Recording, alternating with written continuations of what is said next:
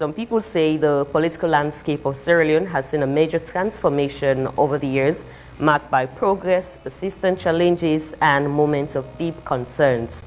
From democratic gains and increased civic participation to recurring tensions, tribal sentiments, and governance issues.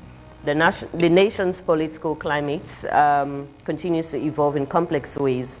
Now, as the country strives to strengthen its democratic institutions and foster national unity, it becomes crucial to critically examine the state of politics in Sierra Leone, the good, the bad, and the ugly, to understand where we are, how far we've come, and what lies ahead for sustainable peace and development. So joining us this morning via Zoom, we have Dr. Sylvia Blyden, OOR, as she takes us through, everything basically that we've highlighted, the good, the bad, and the ugly. Good morning, Dr. Blyden, if you can hear us this morning. Yes, good morning. I can hear you now. At the start of the program, I couldn't hear. There was no sound.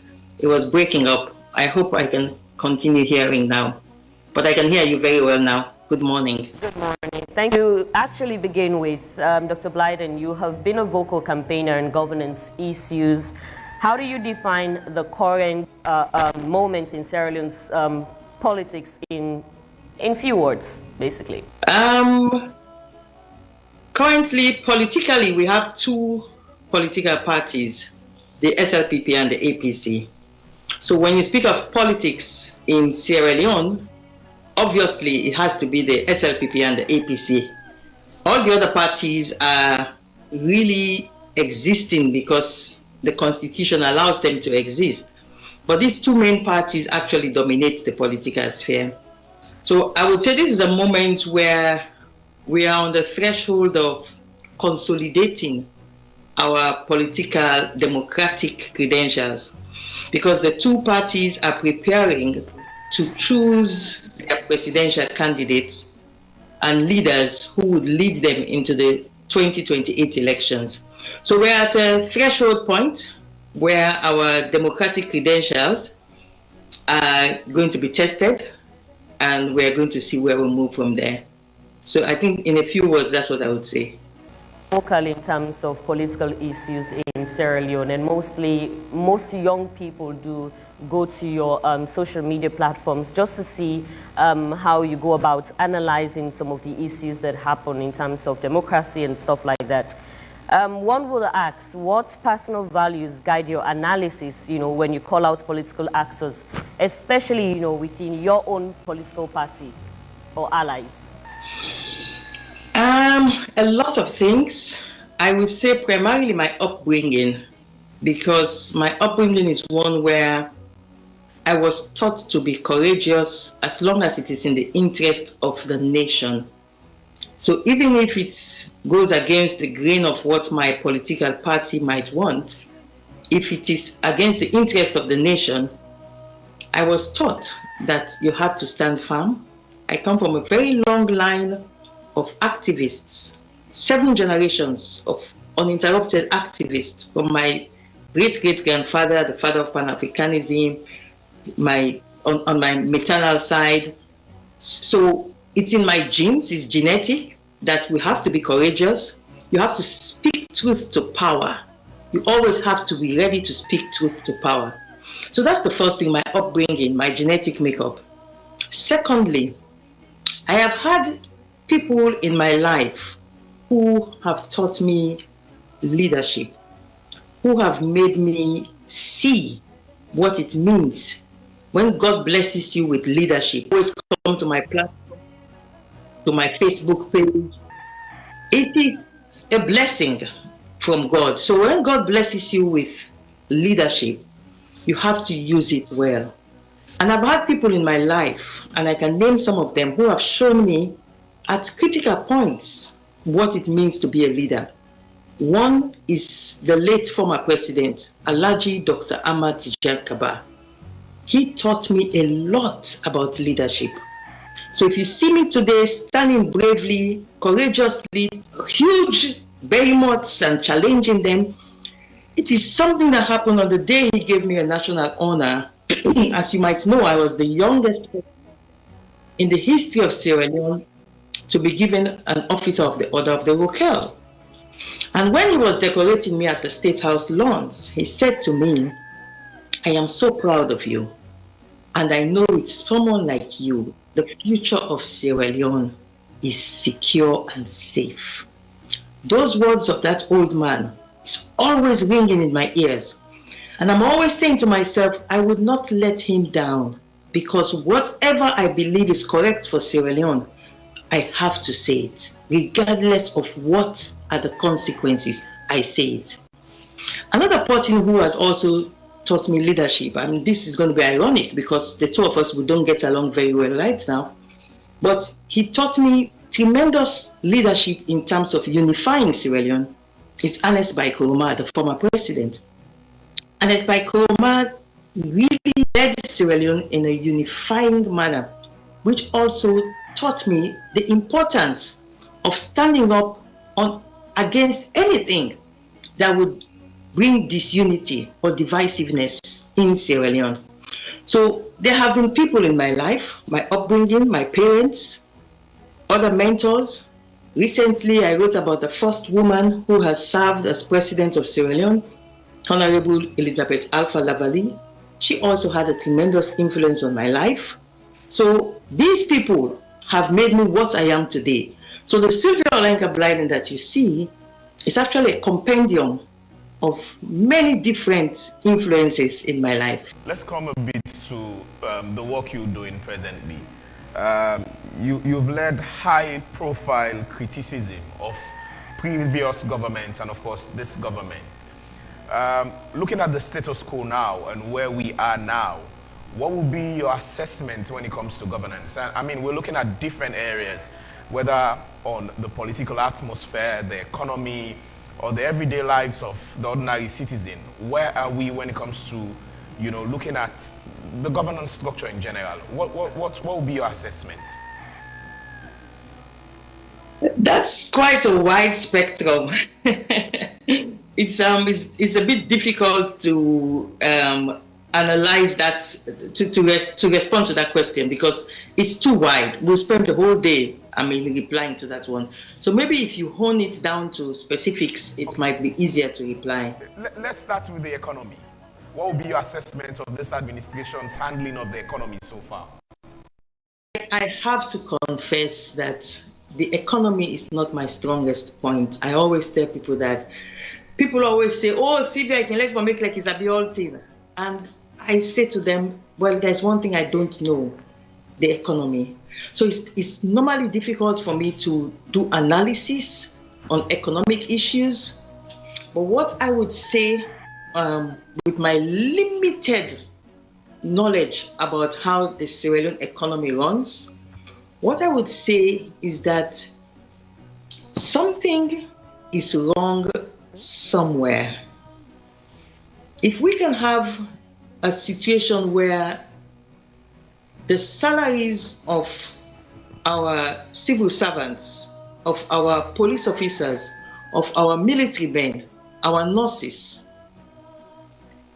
have not increased in proportion to the way the exchange rate has increased, then it means there's something wrong with the economics that is being done in the country. Because I would imagine that if the dollar exchange rate is going up, it means the income from customs duties and all of these revenue sources that are coming in dollars will also go up. So I would imagine that there would be enough money if we really manage the budget where we can raise salaries commensurate to the exchange rate. But now we have a situation where when our party was leaving office, the APC, the minimum wage could buy you 2 bags of rice, plus money left over for your children to have transport to go to school, and cook some sauce with basic minimum wage. Now, the minimum wage, in consonance with the exchange rate, it's just abysmal. You cannot even, the astronomical exchange rate has not reflected on the salaries. So for me, if we want to talk about the economy, I would focus on salaries.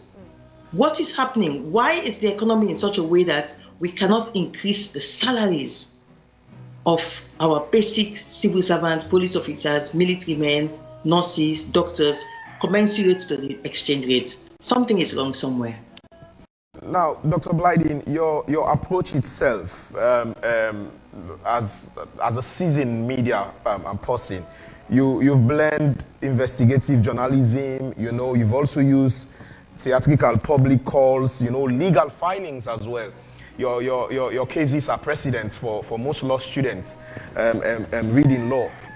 Looking at all this and looking at the current, I wouldn't want to say tension, but the current concerns within both political parties, the SLPP and the APC alike, people clamoring for flag bearer positions. Should we be worried? Recently, I had to make a special phone call to the PPRC just to say thank you to them. Just to say thank you. And they were quite pleased because they said it's not often that a critic like me picks up the phone and says thank you to them. But I have to say thank you because what they did, levying those fines on the All People's Congress first, and then on the Sierra Leone People's Party, and even levying a higher amount on the Sierra Leone People's Party because they said they are the governing party and they should have known better than using that type of language that they used that caused them to be fined. It gives me a lot of hope for the future. I think with the current PPRC, I pray that they continue along these lines. I don't believe we would have any reason to be afraid of any tension. Because when you look at the act, the PPRC is heavily empowered to control the polity. So I'm optimistic that we should not be worried. I'm very optimistic. Dr. Blyden, let's continue the conversation around politics. Quite recently we saw videos and reports, which indicates of locked chains at the SLPP party office the day the SLPP women intended to hold an event. And from your Facebook post, you described that act as an act of slavery. Maybe you may want to, take us through or walk us through the facts as you understand them and explain why you use that, specific language. Yes. Before I do that, I would like to remind the listeners that I remain to be one of the very few women in Sierra Leone who have been in active public light, agitating for women for over 3 decades. There is only one woman in Sierra Leone right now, only one right now, who can say that her activism predates Dr. Sylvia Blyden, and that is Dr. Nana Pratt. Everybody else, whether it is Zainab Bangura, whether it is Yasmin Jushu Sharif, whether it is Amy Smythe, whether it is Abato Thomas of blessed memory, whether it is Nima, they all met me in the field. Everybody else, apart from Dr. Nana Pratt, they all met me because I was precautious in fighting for women. I remember when Dr. Fatmata Boy Kamara called me for us to lead a march of thousands of women through the streets of Freetown. During the civil, myself and Dr. Fatmata Boy Kamara, who held the banner and marched, led thousands of women. I was at the university, I was a student. So I have been agitating for women in this country more than every other woman, apart from Dr. Nana Pratt. So when I speak on these issues, I speak from both hindsight and foresight. We have come a long way as women in this country. I have seen it all. I have seen the gender agenda being hijacked. I have seen the gender agenda being put on track. And I have seen women who used to be suppressed today are like freed out of bondage. They are like free now so many laws have been enacted that have told them that you are now powerful, you can now speak, you are now protected. Come to the fore. Woman, come on, Ado. Woman, come on, Ado. Power day now. You know that the women have been told. So when you see that scene that I saw at the SLPP party office, it was like you want to take the woman back to slavery, to bondage, to the days when the woman could not speak. When Nancy Steele said to Shaka Stevens that I want a symbol to contest as a woman, they took canes and flogged her at Victoria Park because she should not dare as a woman to speak. Those days are long gone. We now have days where our women are supposed to be so courageous, so brave, gender equality. And we saw these women wanting to hold their council meeting in their thousands. I have never seen that number of women because it was like 90% of the turnout was women. I have never seen, I have been in activism for over 30 years. I have never seen a political rally of the kind we saw on Saturday. Only women in their thousands coming out, only to go and meet chains and padlocks. It sent, the message was one of, you are not allowed to speak. You are not allowed to take your mantle of authority and speak. Go away from here. We've put chains on you. So that's what I meant by you sending the women back to bondage. I have seen it all. I have traversed. In 1995, I was the person who represented the young women of Africa at the Beijing Conference on Women. I spoke, that was 30 years ago. I spoke to women of Africa. And we have journeyed for 30 years to where we are today, to that fascinating, fantastic scene that this country has never seen before. We've had political rallies, and normally to be men and women. And most of the time, the men might even be more. But what we saw on Saturday was so exciting to me. Thousands of women, girls, young ladies, old women, coming together to go and speak. And they met chains and padlocks. No, for me, it was not acceptable. And that's why I spoke out. Dr. Blyden, you've called for investigation with regards to that act. Do you believe has the credibility and also the will to conduct an impartial probe, you know, with regards to that specific act on that day? Say the question again. I said didn't hear. You've called for investigation, you know, of what happened on that particular day. Do you believe the SLPP leadership do have that credibility and will, you know, to conduct an impartial probe of what happened on that specific day? The SLPP leader is the president of Sierra Leone. And as president of Sierra Leone, there are tremendous powers that any sitting president has. So he can exercise those powers to find out who put those padlocks on that gate. It's up to him. He's the leader.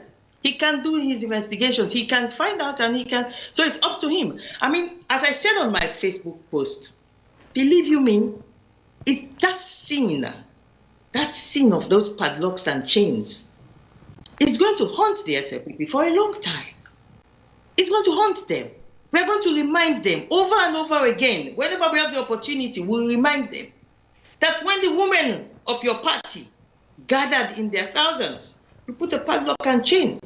You sent them back to slavery. You told them you're in bondage. Don't speak here. It's going to haunt them. So it is up to him as leader to decide that he doesn't want this to haunt them, and he does proper investigations. But if they don't do it again, and I will not be surprised because they speak from both sides of their mouth, the SLPP, and even the leadership president and President Julius Maada Bio himself, he speaks from both sides of his mouth when it comes to gender equality and women's empowerment. So it is up to him. If he wants to do the investigation, he will do it. If he doesn't want to do it, well, it's on record. We've already recorded it. Dr. Blyden, do you see yourself as part of the solution to Sierra Leone's political division? I mean, you know, critics have labeled you as saying that your alliance changed too often. I mean, rightly so. I said my alliance changed. No, critics say your alliance changed too often, and I would like to point out. I'd like to point out a few examples. Often the time, people quote that you gave the late President Kaba a tough time, and later on you became best of buddies. You were best of buddies with President Ernest Bai Koroma, and there's a tension between you two. And also, you are now a sister to the First Lady, the wife to the President. Should we look at these and say your alliance do change? The way I would answer that is you probably believe that I am God. I am omnipotent. I am so powerful because it is only God who is so powerful that he doesn't change. It is only God who is constant. Only God Almighty is constant. But us mere mortals, we change. We change according to the seasons. We change according to the times. We change according to things that happen around us. Yes, I criticized Tijan Kaba, and I did it as a patriot because of the way the war was being handled. And at the end of the day, before he left office, of his own volition, nobody recommended me to him. He insisted that he would not leave office without giving me a national honor. That speaks volumes. You come to Dr. Ernest Bai Koroma. The only problem I have with him, if you can recall, when we lost office, I was his strongest ally. I was the person he would call when he's in distress, when he needs something to be done, when he needed protection. I was the one he called. This is a fact. But I fell out with him on matters of patriotism. I cannot be a party to certain things that are not good for Sierra Leone. And if you want to be a party to those things that are not good for Sierra Leone, then we will have a clash. And that is what happened between me and him. But you just had me praising him, that he had a positive influence on my life when it comes to unifying Sierra Leone, leading Sierra Leone as a unifier. The fact remains that before he decided to turn himself into what he is today, when he was the president of Sierra Leone, he led Sierra Leone tremendously well. He left legacies, he left good deeds. He left a lot of things that I was proud of when he was president. How he managed to get himself to where he is today is the reason why there is what you call tension. Because as I told you at the start of this program, I am very principled. When it comes to Sierra Leone, what is good for Sierra Leone is what I follow. What is not good for Sierra Leone, even a detriment to me, I will not follow it. The First Lady is not now my sister. This is the mistake a lot of you make. I knew Fatima before she knew most of you. In fact, I normally say that all these people in the SIPP who are now threatening that, oh, Sylvia and Fatima should not be around because Sylvia is APC, Fatima, we don't want Fatima around Sylvia. I knew Fatima before them. So it is not now that Fatima is my sister, because that's the narrative people give out. Fatima is going to be my sister for the rest of my life. Fatima has been my sister for over 25 years. People don't know this. Fatima was my sister before she met and fell in love with Julius Madabio. So it is not a now. She's been my sister. Politics always creates tension. How you manage the tension is what makes the relationship thrive or go on pause. But to say that she is now my sister like it's a newfound something, no, it's not.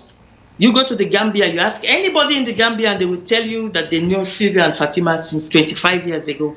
So it's not a new relationship. It's just that politics creates these tensions, and she belongs to a political party where they don't believe in unity. They don't believe in cross-party relationships. Mm-hmm. They don't believe in two people belonging, one in APC, one in SIPP, can get along. Her party doesn't believe in that, and that's what creates tensions. Now you've labeled yourself as a principled person, and rightly so. You've challenged, and rightly so, you've challenged governments on several fronts.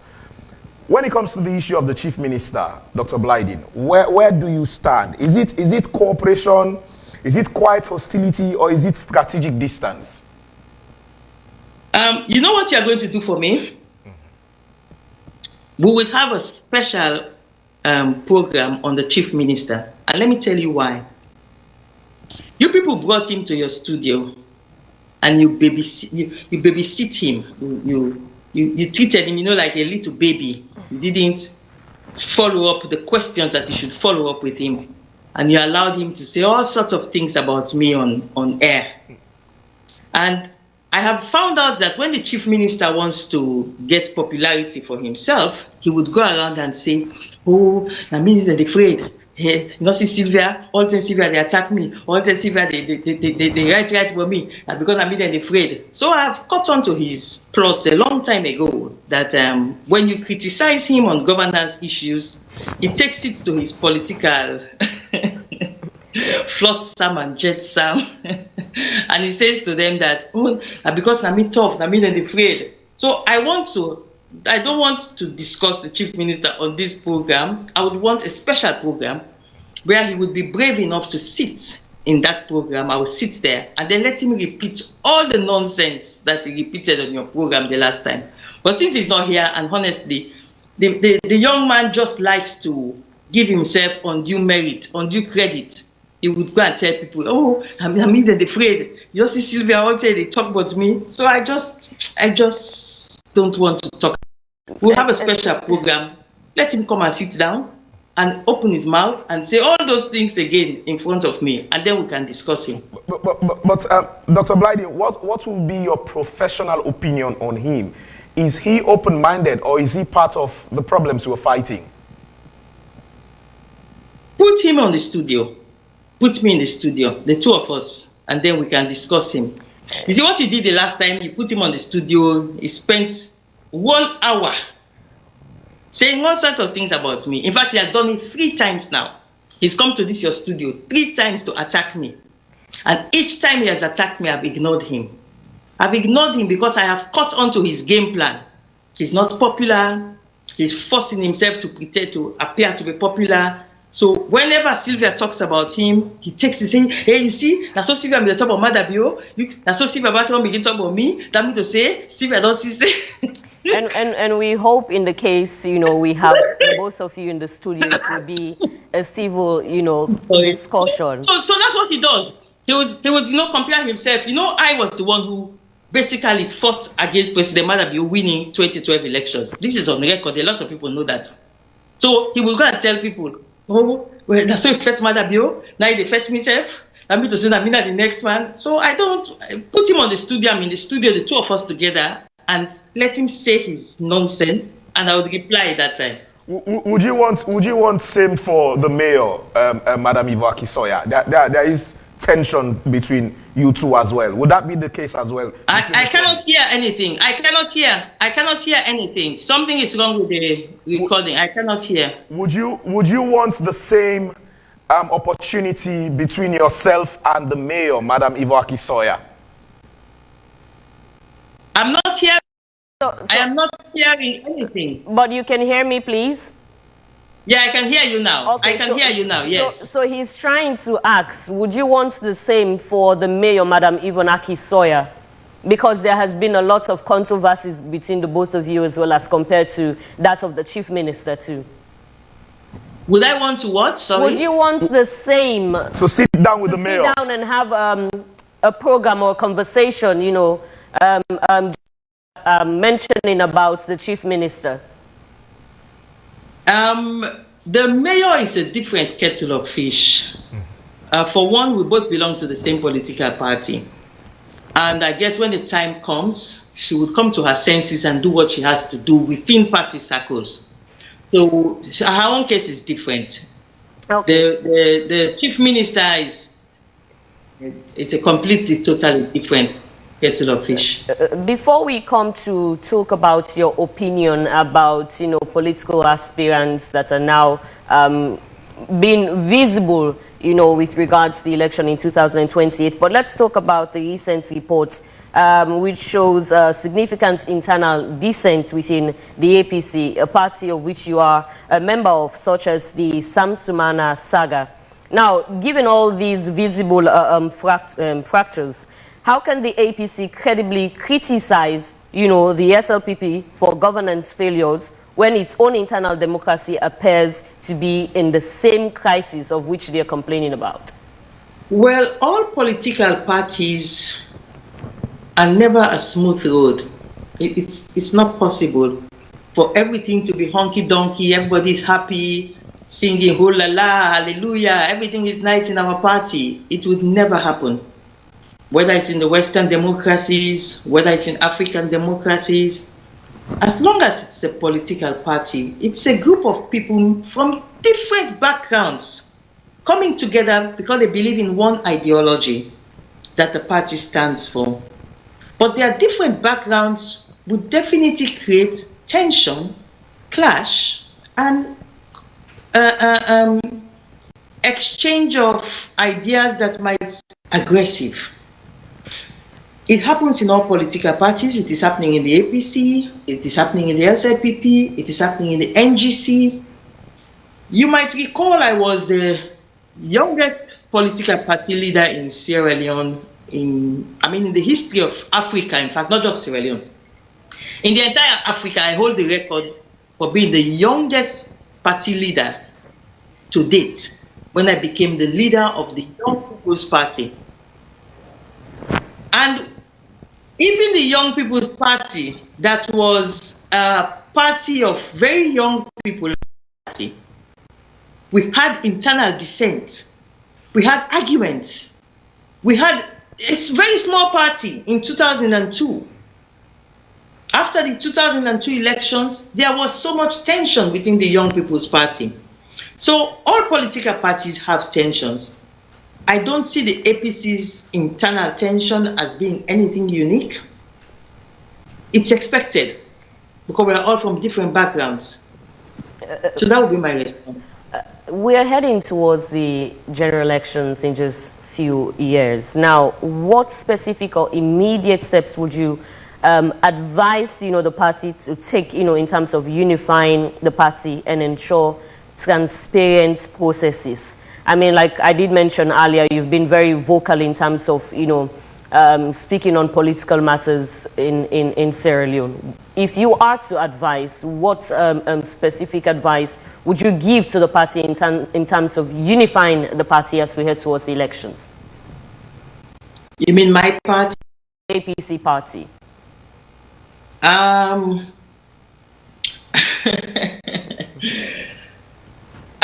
I give advice all the time to my party, but I like to do it behind closed doors a lot of times.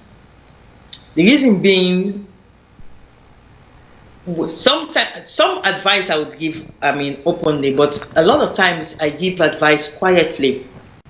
Over the weekend, I gave a strategic advice to certain sections of the party that they had not even seen until I pointed it out to them that, hey, look at this. That you are. So I would not want to give advice in public because our political opponents can pick ideas from my advice and they can just do certain things based on the public advice that I give. So I like giving the advice in private to the different sectors of my party, different people. I command tremendous respect in the All People's Congress, contrary to what a few people out there might think. I'm one of the most respected voices in the All People's Congress. When I speak, people listen. When I advise, people listen. And I had a sabbatical from the party because it was clear that the party was on a wrong footing by 2022, heading to 2023. It was clear the party was on the wrong footing. It was clear that certain tyrannical actions were happening. It was clear that certain betrayals were happening, what we call in Creole cell game. It was clear that cell gaming happened. So I had decided to take a backseat because, as we say, good player not the fit for vest. Dr. Blyden. But now, yes. Go ahead. Yeah, go ahead. Go ahead. Continue, please. Yeah, so good play, not the first for first. But now, I am now more proactive, because if you abandon your party and allow them to just continue messing up like they've messed up, because it was very frustrating at a point in time when you are saying what is sensible for your party. You're telling them, listen, for the census, we have to be counted. If we are not counted, we're going to lose seats. And it was like you're hitting your head against a brick wall. You're telling them about certain things that they were doing. I won't go into much details. They're saying, this is not going to work. And it was like you're hitting your head against a brick wall. So it got frustrating, and said, okay, just sit back and let them be. But now, I have realized that I have to at least be advising from behind the scenes, letting them know what is correct, what is wrong, how we can go forward. But I do all of that now behind the scenes, not in public. Dr. Blyden, it's good that you've taken time out to clarify your stance within the. There's been a lot of concerns about, whether you're still, an active member within the party. But let me take your attention back to. Step of the way. Not only have I ensured that people know I'm active, but I took certain strategic steps to ensure people know that I'm active by fighting for my membership to remain as a honorary foundation member. What else do you need to show that somebody wants to be actively involved in a party that she cherishes so much? My detractors, naturally, because of my popularity that cuts across, they get scared. So they make up some of these stories. But they themselves know that when it comes to the APC, in terms of genuine intentions for the APC, we're not better we let APC reach Sylvia Blyden. That's a fact. Do you believe in the current executive structure of the APC? You mean Alhaji Usman Fode Yansane as the acting chairman? Yes. Do you believe Lawyer Lansana Dumbuya as the secretary general? Yes. You mean that executive? Yes. Do you believe in this executive? Hello? So he's trying to ask, do you believe in the sound has gone off again. Okay. I'm not hearing anything again. But can you hear me? The sound has gone off again. Can you hear me? Okay. We'll try to get at that. But let me ask the question. The sound has gone off. I don't know if you are hearing me. Are you hearing me? I'm not hearing anything. We can clearly get you. We can hear you from our side. Welcome back, Dr. Blyden. Hope you can get me now. Yes. Yes. Apologies for that technical glitch. I was asking, do you believe in this current executive and administrative body of the APC? And secondly, who do you see to be the flag bearer of the APC? Can I ask if you are recording this? Because I'm not recording it, and I would really love to have it. We are recording this, definitely. Okay, so even the segment that, because I want to see if I can put another phone and try to record it, but it might not be good because I didn't set up a second phone. You are recording? Yes, we are. And Remy will share the recording with you, rightly so. Okay, wonderful. All right. So yeah, let's flow. What's the question again? Do you believe or trust in this current or executive? That's the first question. The second one is, who do you see to be the flag bearer of the APC? The first question, let's keep in mind that this is the same executive, in as much as the leadership has changed, because the person who was the leader for the 2023 elections is no longer the leader, but the executive is still the same executive, which, as I speak, is yet to produce our RRF forms for the 2023 elections. Is yet to produce any electoral results for even one district. Not even one district. They cannot produce the 2023 election results for one district. They cannot produce the election results for Freetown City. We don't have the results for the mayor of Freetown. We don't have the results for the councillors of Freetown. And Freetown is the small between the Orogu Bridge and Juba Bridge. This small area, they cannot give us our results up till now. It's the same executive that had the Falaba results, which spoke volumes about how the elections had issues. The turnout for the president, the percentage turnout for the local government, the percentage turnout for the members of parliament, they are all different. That alone was enough grounds to go to the Supreme Court. Even if not for the presidential elections, but for the council and the members of parliament, they had up to 21 days after the announcement of those results, because the presidency is 7 days. But for those ones, they had up to 21 days. And those results were announced very late. So it means there was a gap of almost 2 months before the results were announced, within which they had time to go to court. But this is the same executive that did not go to court to challenge the mayor results of Freetown, the mayor results of Putloko, the mayor results of Makeni, the mayor results of Kono, because I will not expect them to challenge the results in the SFPP strongholds.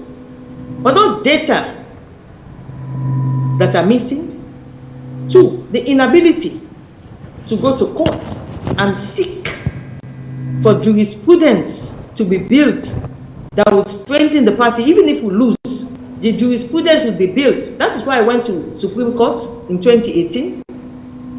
That is why I tensioned myself in 2018, because I wanted to build jurisprudence.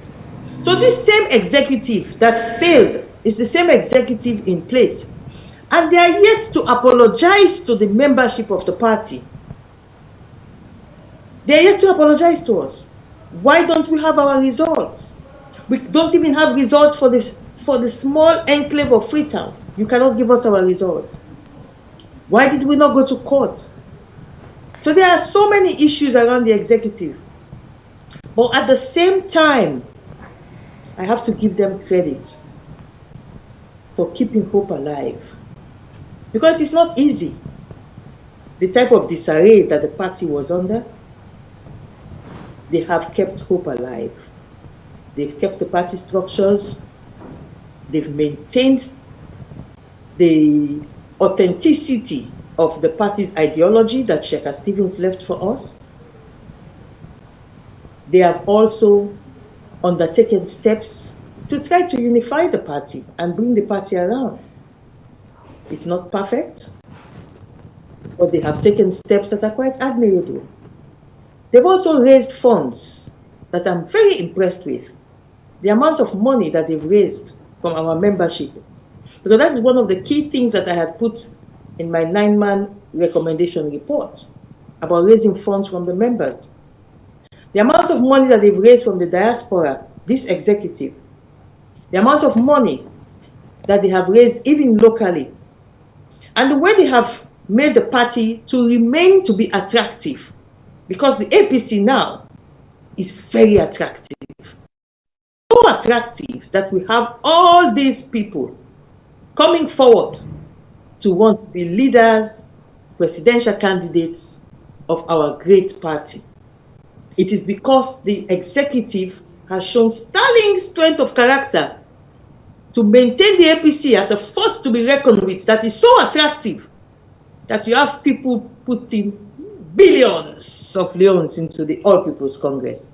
So those are the two sides of the coins. They failed and they are yet to apologize.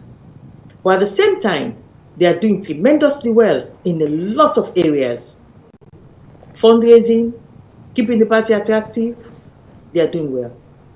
And Dr. Blyden, who do you see to become the flag bearer of the APC? And I'll double that down to also ask again, are you also, or you yourself, are you interested in running for the flag bearership of the APC?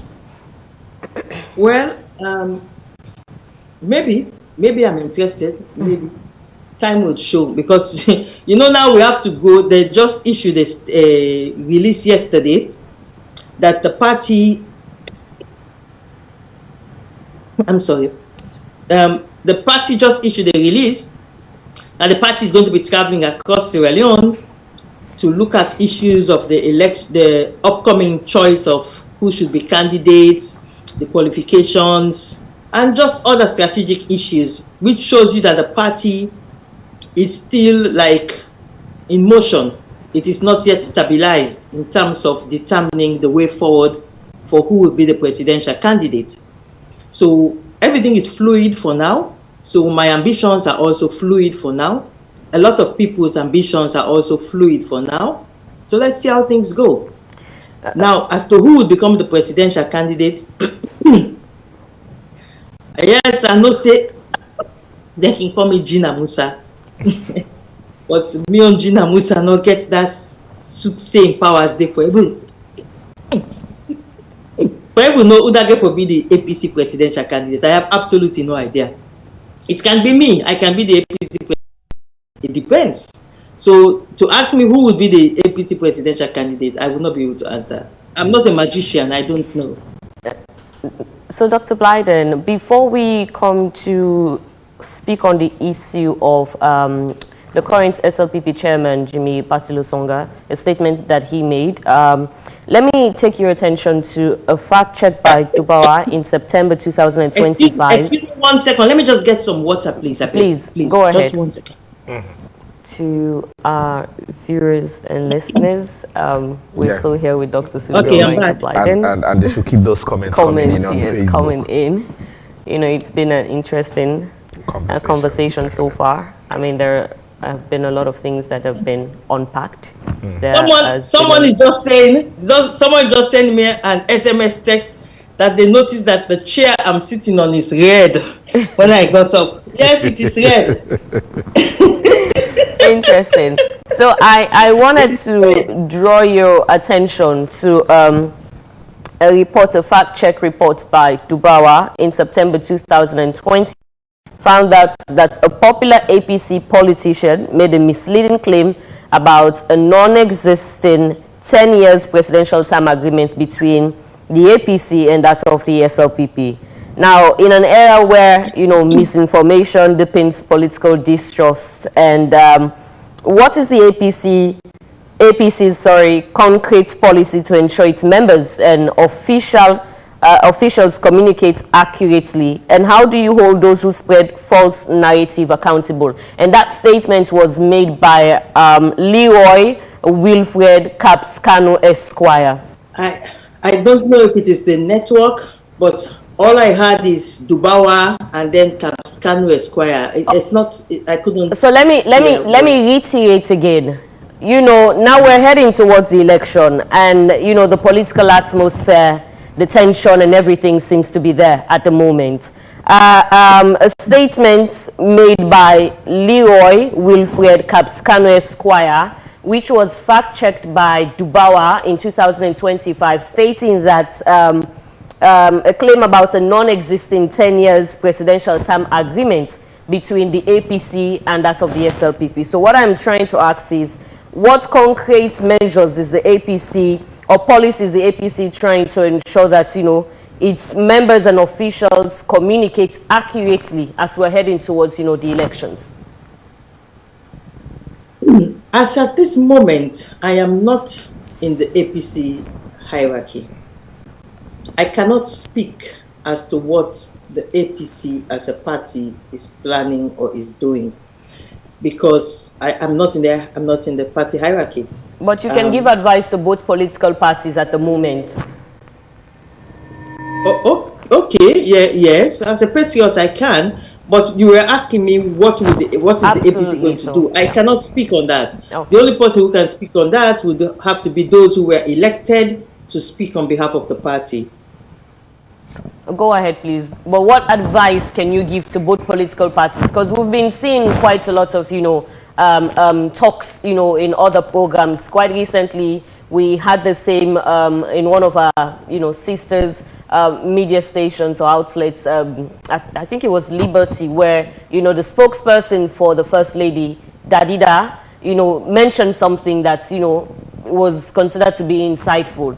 You know, and also we've had a recent one from Jimmy Batilo Songa, who happens to be the current SLPP chairman, where he said, you know, come 2028 with regards to election, they will use like army men, you know, to stop, you know, anything in case of any issues, you know, with regards to election.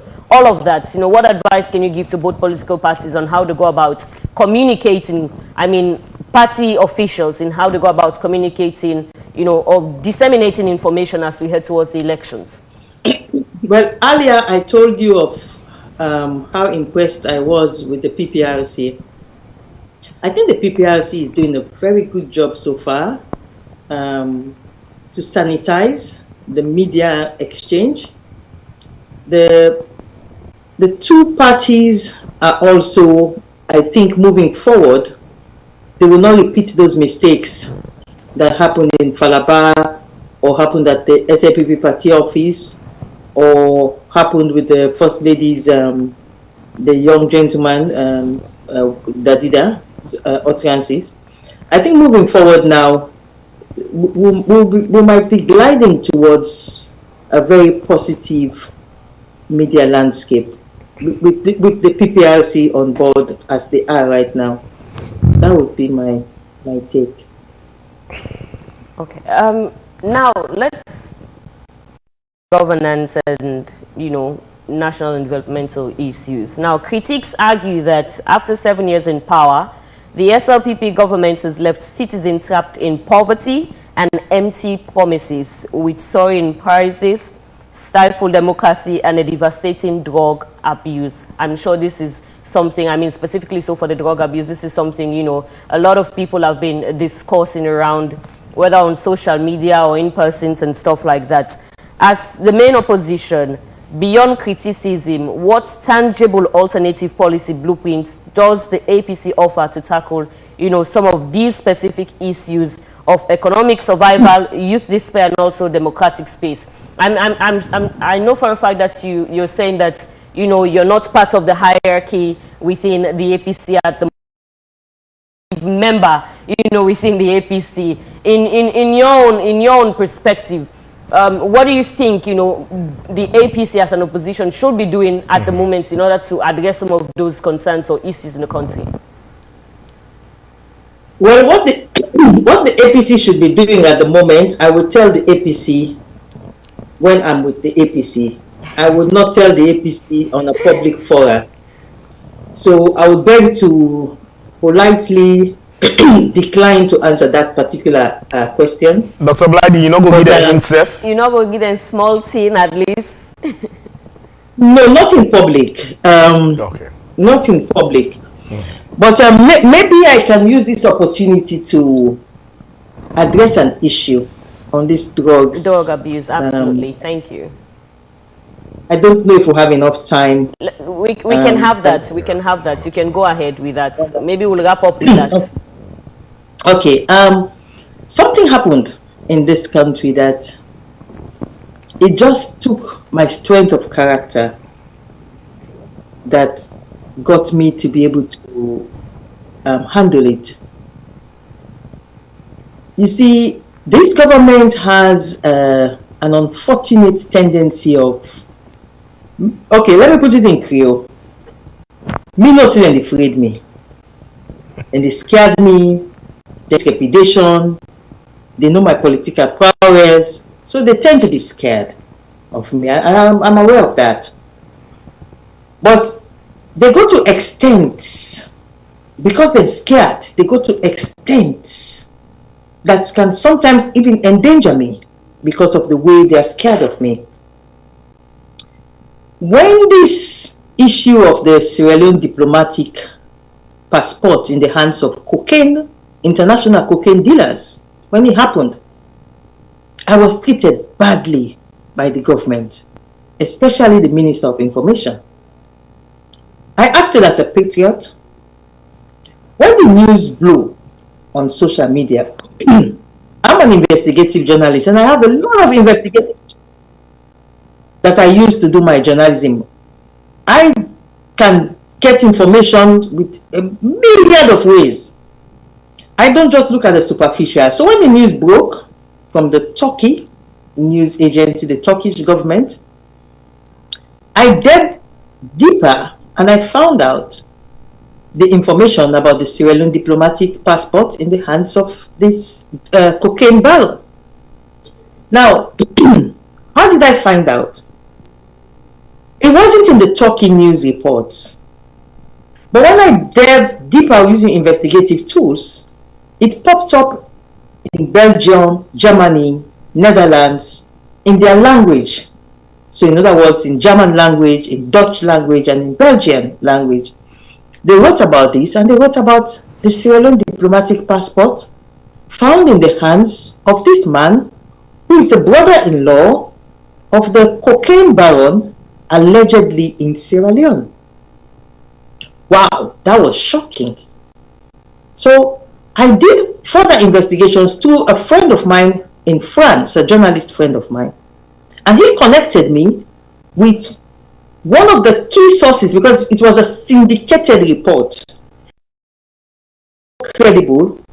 Several newspapers take it and they run with it. They all publish it. So it was a syndicated report. My friend in France, my journalist friend, connected me with the actual journalist who did the investigation. And because it was a journalist to journalist speaking, he said to me that this passport, this diplomatic passport, it wasn't found on this man in Dubai today, this weekend, when he was arrested. This diplomatic passport was found on this man on June 13th, mark the date, June 13th, 2023. When the Turkish government did a raid on this Jos Lijekers, or Jos, the one who is alleged to be in Sierra Leone, they did a raid on him because the Netherlands, the King of Netherlands, had been pressuring that they were going after Boljos because of his daughter was under threat. So they did a massive raid. And in the brother-in-law's house, on June 13th, 2023, is when they found the Sierra Leone diplomatic passport in Turkey, alongside a whole host of foreign fake identities, different names of 15 people who were arrested. Now I got this information, I was stunned. Immediately I picked the phone and I called the Minister of Information. Because one thing I am a patriot. Whatever I do, always Sierra Leone first. So I called the Minister of Information and I said to him, Siba, you don't see this fearful news? He said, I said, this diplomatic passport, where then catch now then cocaine guy then Anne. I said, this news is all over. Then he said to me, yes. I said, well, I'm putting out a news report. I said, I would hold on, in the news report, I'm going to say I'm holding on for the government's own side. As a patriot, I gave this government the chance not to release. I'm revealing some of this now for the first time today. The date the passport was caught in Turkey, everything. This passport was not only caught in Turkey, this Sierra Leone diplomatic passport on June 13th, 2023, but this passport is what was tendered alongside the other fake identities. These other fraudulent, well, not fake, but fake names. The same face would have a different name on the Sierra Leone passport, a different name on the German passport. So these were tendered to the courts in Turkey as every flight risks, 15 of them. Cocaine trafficking, 15. And so the prosecutor in Turkey said, because these people have these passports from Sierra Leone, from Germany, from different sides, don't grant them bail. If you grant them bail, they're going to run away. The judge was bribed, according to the report, $720,000 United States dollars, and he granted them bail on the condition that they should be chained in their houses. They have this chain that they put on people's houses. And as soon as they were granted bail, they all ran away from Turkey and went to Dubai.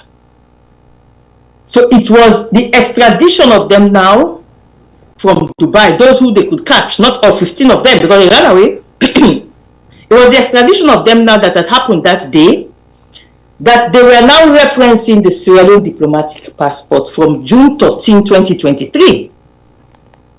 So now, I'm waiting for SIBA, the Minister of Information, to come back to me. I put out the news and I don't put out all this information, I just put out just a short blog, and I say the government has been contacted, and when they react, I will put their reaction in my publication. What did they do? The next thing I see, SIBA has these little boys, because that's what I will call them. They work for him. All over social media, they start attacking me. SIBA is a liar. We have checked the Turkey diplomatic passport. It's a fake, it's a lie. They even have one boy in New York. He did a whole piece on me, attacking me. Everything I said about the Sierra Leone diplomatic passport in the cocaine dealer's hands is all false.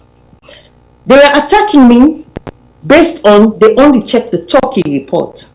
They didn't check the Germany report, the Brussels report, the Netherlands report, and they didn't even know the information that I already had, that I'm revealing for the first time, that this passport 13 2023. Now, I'm expecting SIBA to get back to me as Minister of Information, as he had promised. Do you know what he did? To show that he was the one sending me these boys. He didn't get back to me. He sent me a text. He said, oh, when you called me earlier, I was fast asleep, so I did not know what I was saying to you. So now I have checked. Your story is not true. So that courtesy that I had to reach out to the government as a patriot to say this information is here.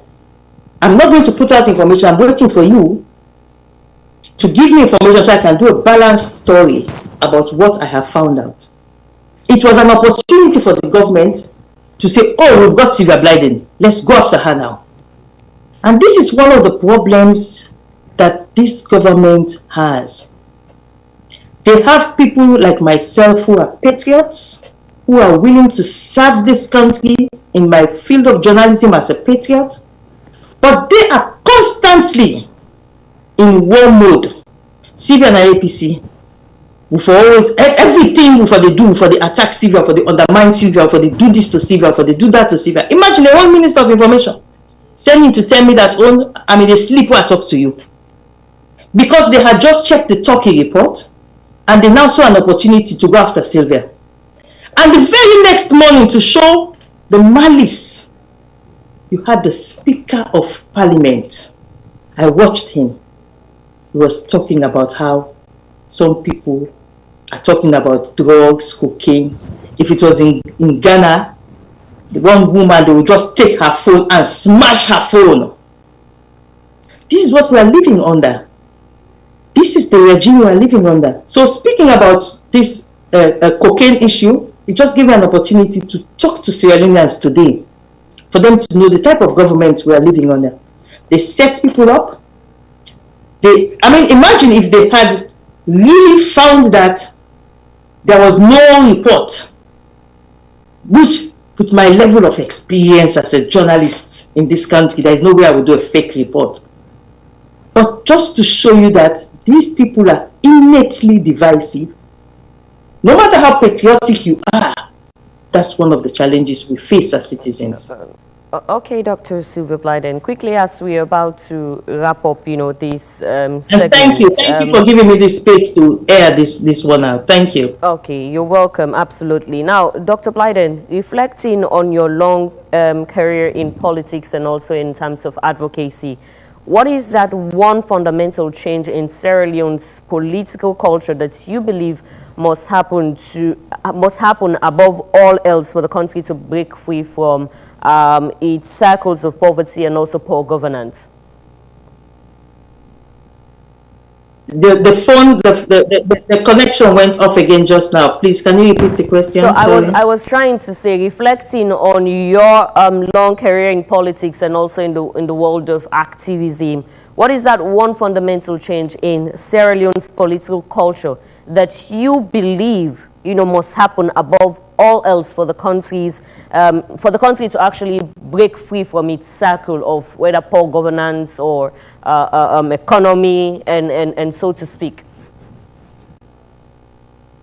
Off the top of my head, I think we need to rethink our budget so that more money from our budget is spent on social issues than on the office of the president and on international travels.